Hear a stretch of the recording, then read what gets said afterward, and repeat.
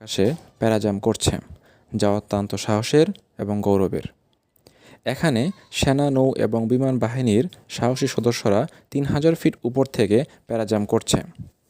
প্রত্যেকটি প্যারাজাম্পারের ২টি করে প্যারাশুট থাকে, একটি পিঠে, অন্যটি বুকে। কোনো কারণে যদি পিঠের প্যারাশুট না খুলে, তাহলে অন্যটি ব্যবহার করা হয়ে থাকে। যে শত্রু এলাকায় বিভিন্ন প্রতিকূল পরিবেশের কারণে সেনা সদস্যরা প্রবেশ করতে পারে না, সেই শত্রু এলাকায় সেনা সদস্যরা প্যারাজাম্পারের মাধ্যমে যুদ্ধ সম্পন্ন করে থাকে, যা অত্যন্ত গোপনীয়তার সাথে প্রবেশ করতে হয়।